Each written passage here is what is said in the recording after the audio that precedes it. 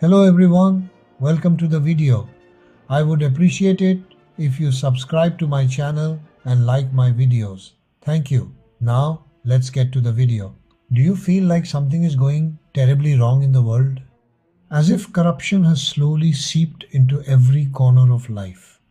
People appear increasingly selfish and shallow, and nature itself seems to respond with growing violence each passing year. Are these merely products of our imagination? Or were these events written long ago, with future generations deliberately warned? You may be asking yourself how text written thousands of years ago could possibly describe our present era in such precise detail. After all, how could ancient people predict what was yet to come? But, surprisingly, they had an answer for this as well. Our ancient ancestors believed this dark future was not a mystery at all, because their own ancestors had lived through similar ages before, and many had vanished after unimaginable cycles of destruction. At least this time they left warnings. So if you think we have been warned, this time we can be saved. I have bad news for you. Yes, the end of the age was foretold. But so was the knowledge that it cannot be stopped. Why? You will understand by the end of this video. Welcome to the channel. The modern mind views history as a straight line, an unstoppable march of progress flowing endlessly forward. Each day is assumed to be more advanced than the last, as if time itself were an arrow moving in only one direction. But this view is shallow and relatively new, overshadowing a far older and deeper understanding that dominated most of human history. The concept of cyclical time. Unlike the linear model that quietly turns humanity into a cog within a capitalist machine, this ancient worldview sees history not as a straight path, but as recurring cycles, like seasons, tides, birth, and death. The most mathematically and philosophically detailed expression of this worldview appears in Hindu cosmology through the Yuga cycles. These immense cycles operate on timescales so vast they eclipse recorded human history, placing our existence inside a repeating cosmic drama. These ages are not merely stories of moral decay and renewal. They also describe transformations in human consciousness itself. So, are these cycles symbolic spiritual metaphors? Or, as historian of religions Mircea Eliade suggested, are they warnings preserving the memory of world-altering catastrophes since the dawn of time? To answer this, we must embark on a long and profound journey. And that journey begins with the first stop of the cycle, the age of truth, Satya Yuga. Satya Yuga is described as the first and purest age of the cycle, a time when truth, dharma, and balance ruled without resistance. In this age, humanity lived in complete harmony with nature, with one another, and with the cosmic order. There was no deception, no greed, no hierarchy built on power or fear. According to ancient texts, humans in Satya Yuga possessed heightened consciousness. They did not rely on external laws or punishment because morality was instinctive. Truth was not taught, it was lived. Lifespans were said to be extraordinarily long, not as mythological exaggeration, but as a reflection of a different biological and spiritual state. Humans were closer to the source of creation, and that proximity shaped every aspect of existence. There was no need for temples or organized religion because the divine was not distant, it was directly experienced. This is a critical detail. The absence of religion does not indicate atheism, but completeness. Belief systems emerge when connection fades. As the Yuga cycle progresses, that connection begins to weaken. The ancient texts describe this decline not as sudden collapse, but as gradual erosion, a subtle shift in consciousness. The first signs appear as desire, then attachment, then division. With each step away from unity, human perception narrows. This transition marks the end of Satya Yuga and the beginning of Treta Yuga, a world still guided by righteousness but no longer effortless. What is important to understand is this: the fall from the age of truth is not caused by external invasion or divine punishment. It is caused by internal change. Humanity itself begins to forget. The harmony of Satya Yuga is not lost overnight. It fades as awareness dims. This pattern sets the foundation for every age that follows. Because once the descent begins, it does not reverse until the cycle completes itself. And according to the ancient worldview, we are now approaching the final phase of that descent. Treta Yuga represents the second age of the great cycle, a world where righteousness still exists but requires effort to maintain. Humanity is no longer naturally aligned with cosmic order. Dharma now stands on three legs, instead of four, a symbolic way of describing a partial loss of balance. Truth still matters, but it must be defended. Rituals, traditions, and early forms of social structure begin to appear, not as tools of control, but as supports for a weakening connection. In this age, hierarchies emerge, not yet oppressive, but necessary to preserve order.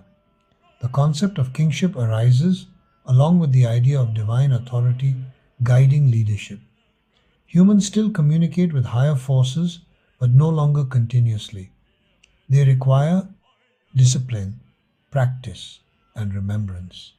Epic narratives such as the Ramayana are placed within this age, depicting a world where good and evil are clearly defined. But victory is no longer guaranteed without sacrifice. Lifespans begin to shorten, reflecting a gradual distancing from the original state of being. The environment itself responds to this shift. Nature is no longer perfectly balanced, but still generous. The decline of consciousness is subtle, yet irreversible. This is where humanity begins to externalize truth. What was once known internally now requires instruction, laws, and examples. Treta Yuga is not a fallen world. It is a transitional one. It reflects humanity learning to live with loss without yet understanding its full consequences. And as this age draws to a close, the groundwork is laid for deeper division, setting the stage for the next descent, Dwapara Yuga. Dwapara Yuga marks a dramatic shift in the cycle, a world where balance is split evenly between light and decline. Dharma now stands on two legs, signaling that truth and illusion coexist in constant tension. Human consciousness becomes fragmented. Perception narrows further, and humanity begins to identify more strongly with the physical world rather than the cosmic order. Technology, science, and structured knowledge advance rapidly, but inner awareness weakens. As external mastery grows, internal wisdom fades.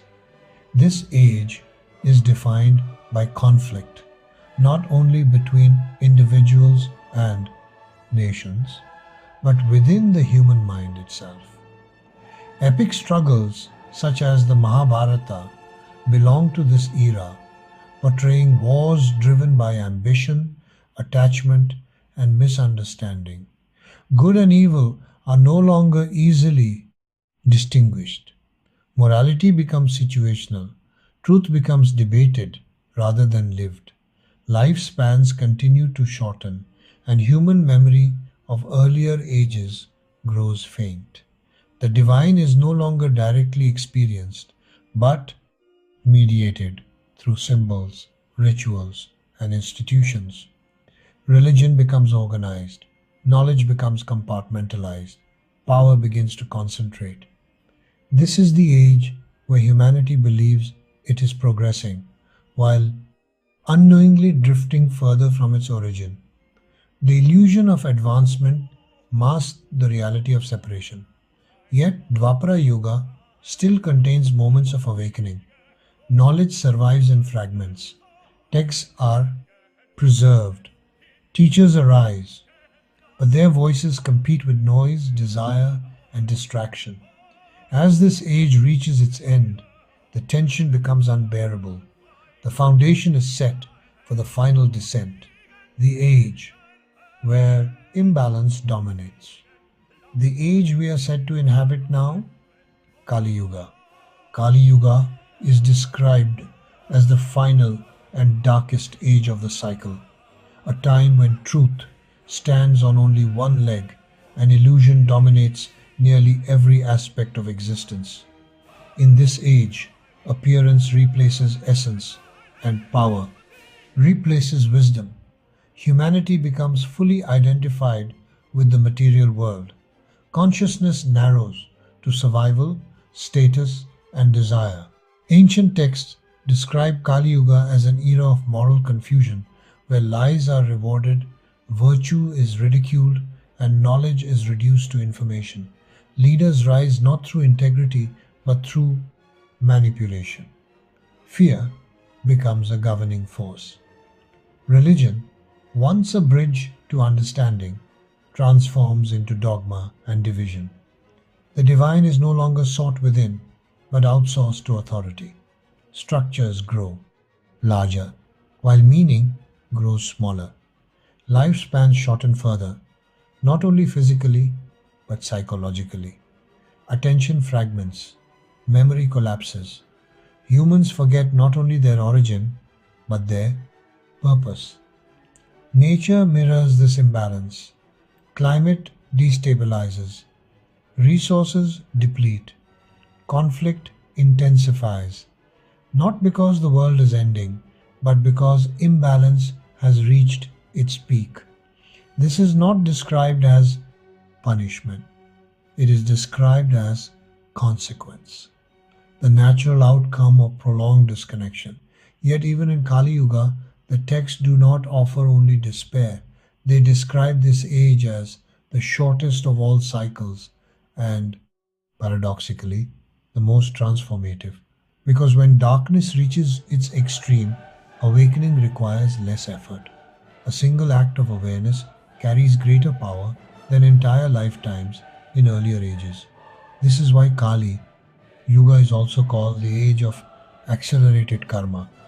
Small choices have enormous impact. The cycle does not end in destruction, it ends in reset. When Kali Yuga completes, Satya Yuga begins again, not as repetition, but as renewal. This is the ancient message. Humanity is not doomed, but tested, not punished, but educated. And the cycle continues, not to trap us, but to remind us that forgetting is temporary and remembrance is inevitable. Thank you for watching.